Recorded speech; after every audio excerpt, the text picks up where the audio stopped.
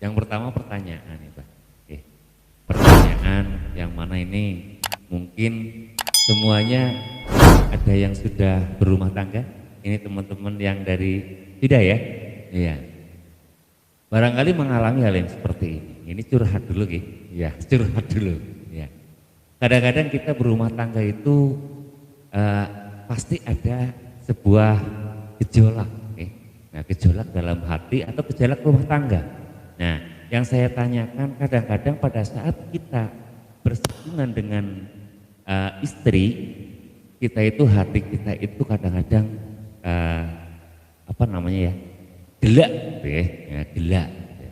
Nah, gelak itu kadang-kadang ada rasa apa namanya, istriku ini apa namanya, kalau seandainya sampai dengan kata-kata kalau misalkan saya sudah tidak dengan dia, jadi seperti itu. Nah, hal-hal seperti itu apakah dalam hati kita misalnya itu apakah kita wajib apa namanya mengulang akad nikah kita atau bagaimana? Nah, itu kan sering terjadi nih karena dalam rumah tangga itu kan kadang-kadang aku tahu orang karo kaya orang apa. Nah, kadang-kadang seperti itu, ada kata-kata seperti itu. Nah, inikah wajib untuk mengulang akad nikah kita kepada istri kita? Demikian dulu kan. Ya, saya coba balas apa? Coba mensikapi pertanyaan dari Mas Alif.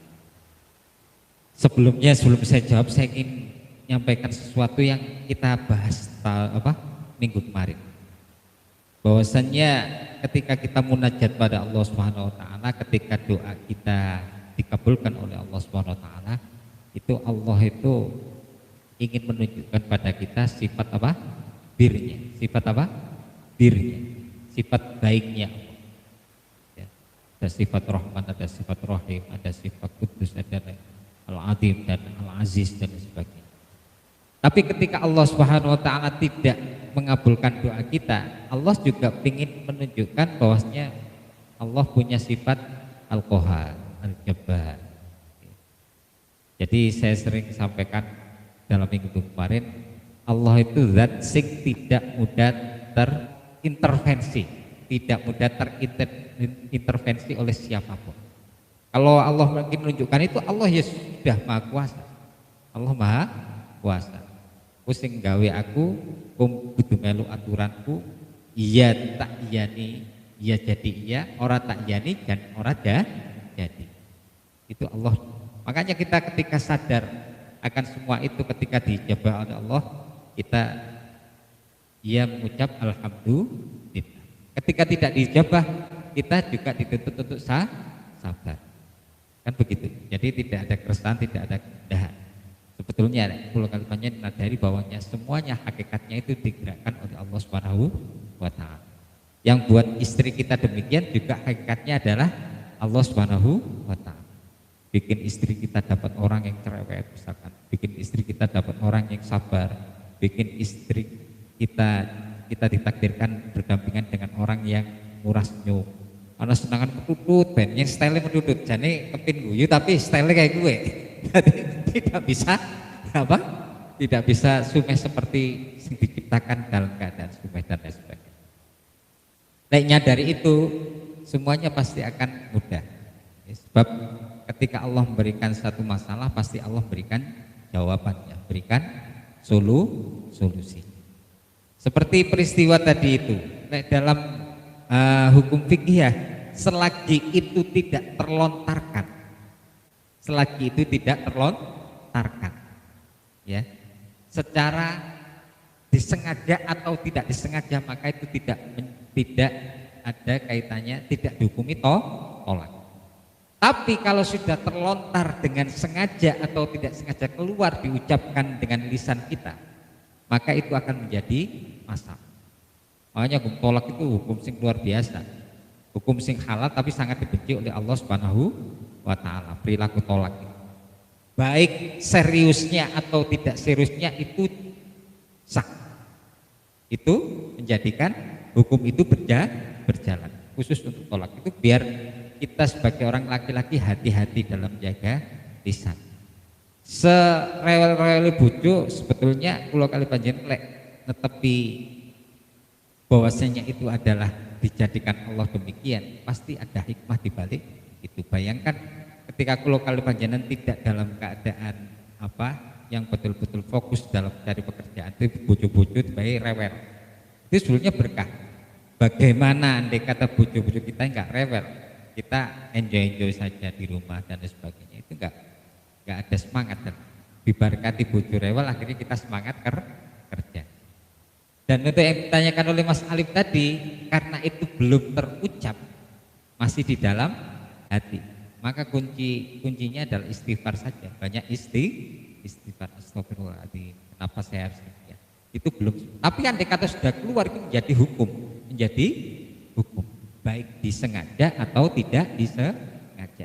Wong guyonan aja, babakan tolat guyonan aja jadi, apalagi serius, maka dihukumi jadi. Maka dia masih dalam hati tajdidul untuk memperbaiki amal tajdidun niyah atau tajdidul af'al, itu kita banyak mengucapkan istighfar saja. Ya, begitu. Kecuali makanya yang belum bojo iki hati-hati, ojo demen ngumbar sesuatu perkataan sing artinya menimbulkan tolak. Maka itu terjadi. Ya. Misalkan guyonan, Dek, iki guyonan ya. Andekan kok dina kita cerai. Andekan itu adalah andekan. Itu jadi spontan jadi. Ya, itu andainya saja jadi, apalagi sungguh. Makanya dalam hal ini besok ketika cari istri ya betul-betul harus kalau panjenengan terima kekurangan dan kelebihannya, saling melengkapi. Enggak ada yang sempurna, enggak ada yang sempurna. Rasulullah SAW saja ini dalam Siratul Nabawiyah itu pernah didemo oleh istri-istrinya, istri-istrinya. Coba jangan baca Siratul Nabawiyah, babakan tentang rumah tangga Rasulullah, bagaimana ini aliyahnya istri-istri Rasulullah ketika demo. Jadi ada beberapa istri Rasulullah itu yang tidak terima karena ketika Rasulullah SAW pulang dari peperangan yang membawa harta rampasan perang yang banyak, ya, ini Rasulullah tidak seperak pun bagi terhadap istri-istrinya, malah Rasulullah membagi pada yang lainnya. Jadi perempuan-perempuan yang tinggal suaminya jihad ketika perang gugur itu dikasih, terus janda-janda dikasih, dan orang-orang yang tidak mampu dikasih. Tapi istri-istri Rasulullah tidak diberi oleh Rasulullah, sehingga menimbulkan kecemburuan. Ya Rasulullah, orang lain saja dapat, kenapa kami yang istri-istrimu tidak kamu beri bagian dari harta rampasan perang? Ini demo. Jadi sampai Rasulullah itu akhirnya riyadhah itu nepi di ada ruangan di Masjid Nabawi, itu beliau di situ. Yang bingung malah justru bukan istri-istrinya, yang bingung sahabatnya Umar dan Abu Bakar bingung kenapa perilaku Rasulullah hari lain. Rasulullah diam, Rasulullah tidak banyak berkomentar apa, Rasulullah selalu menyepi ya di serambi masjid. Ini akhirnya ditanya, cari informasi Abu Bakar dan Umar ini ada kaitannya dengan siapa? Tanya Aisyah oleh Abu Bakar. Aisyah itu kan putranya Abu Bakar Siddiq. Tanya, apa yang kamu lakukan sehingga membuat Rasulullah itu sedih? Umar juga tanya pada putrinya, apa yang menyebabkan Rasulullah sedih?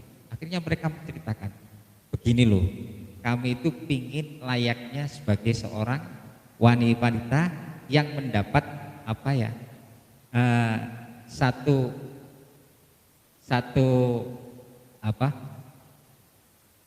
satu hal sifatnya membanggakan bagi seorang wanita. Wanita sedangkan kan perhiasan dan lain sebagainya. Itu Rasulullah tidak memberikan. Akhirnya Abu Bakar dan Umar memutuskan mengumpulkan semua istri Rasulullah. Mengumpulkan istri Rasulullah, diajak menemui Rasulullah SAW untuk mengklirkan masalah ini. Setelah ketemu Rasulullah, apa yang sampaikan oleh Rasulullah ke istri-istrinya. Wahai istri-istriku, kata Rasulullah, bisa saja aku hari ini memberikan apa yang kamu minta. Tapi ingatlah, kamu semua adalah ummul mukminin, ibunya para orang mukmin. Maka ketika kamu minta hakmu yang sama seperti orang-orang itu, maka inginkah kau sekalian dicabut hakmu sebagai ummul mukminin? Nah, ummul mukminin gak butuh itu gak butuh. Ya. Fokusnya ngajari umat supaya cedek untuk Gusti Allah. Karena iman-imanmu sudah kuat. Apa bedanya kamu dengan mereka yang lain? Sudah, pilih dua opsi. Kamu milih itu, kamu tetap milih jadi ummul mukminin. Akhirnya semuanya milih jadi ummul mukminin meskipun dalam hati-hati mereka grudel. Grudel. Jadi orang tambah sembadani keinginannya, malah sama Rasulullah dikembalikan bahwasanya hakikat kalian adalah ummul mukminin yang punya tanggung jawab besar, yaitu memberikan pelajaran bagi umat Islam semua. Dan ini sebetulnya Rasulullah dengan nur nubuahnya itu beberapa kali oleh Allah menunjukkan itu ke siapapun yang dekat dengan beliau.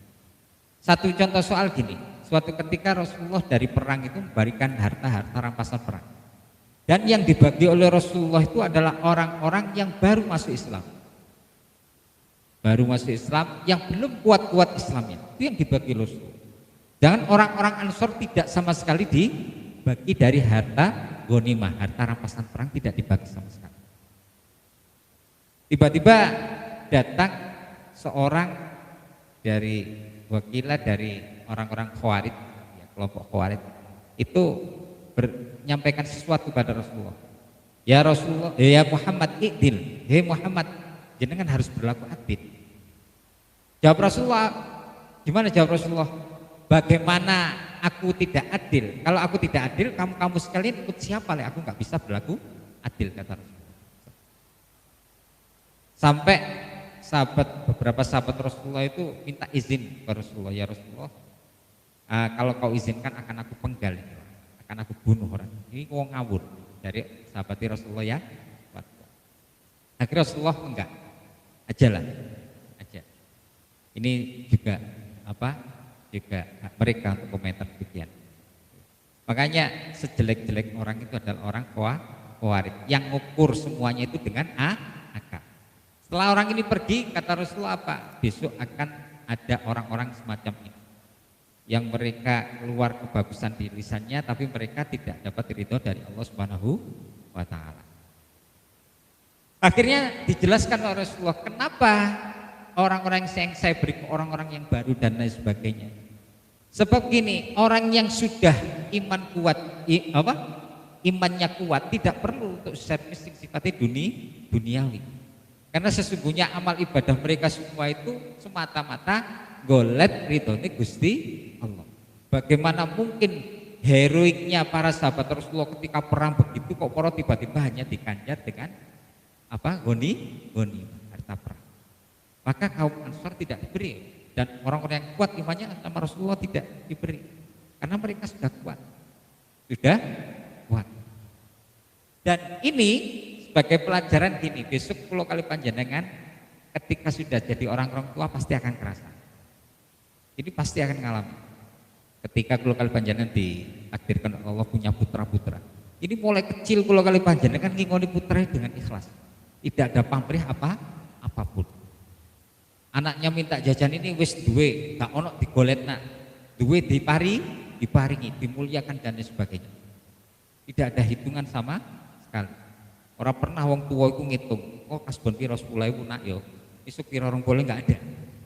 Semampu mereka. Bahkan mereka tidak mempedulikan cara nyarinya gimana. Kemalaman, kehujanan, kepanasan, dan ini nggak terpikir karena saking mereka sayangnya pada anak-anak mereka. Tiba-tiba ketika tua, jenengan punya anak yang punya jabatan atau yang punya penghasilan sendiri, tiba-tiba diservis sama anaknya, diservis. Hari bulan pertama dikasih 1 juta. Bulan pertama dikasih 1 juta. Senang. Bulan kedua 1 juta lagi. Bulan ketiga anaknya tidak punya penghasilan segitu. Akhirnya anaknya nggak kirim ke orang tuanya. Tiba-tiba orang tuanya bilang gini, tuh biasa 1 juta, 2 juta, sikit belas radina. Isi kepriwe, anak mulai cilik tak gedekna dan lain sebagainya, si ora setor dan lain sebagainya.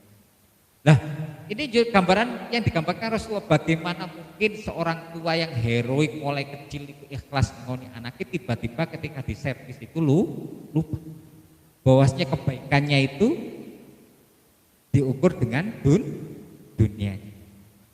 Dengan dunianya, maka muspro kabeh. Ya capek-capek ngedekno bocah sampai anak bisa mandiri dan lain sebagainya, tiba-tiba dia hanya resah dan gelisah karena tidak diberi sesuatu oleh anak. Maka jangan sampai naudzubillah min dzalik, mudah-mudahan kita tidak termasuk yang demikian, karena itu nanti juga mengukurkan amal kula kali panjenengan, ikhlas kula kali panjenengan dumateng anak-anak kula kali panjenengan. Maka tidak, harusnya tidak demikian, karena Rasulullah mengajarkan tidak demikian. Ya begitu nggih.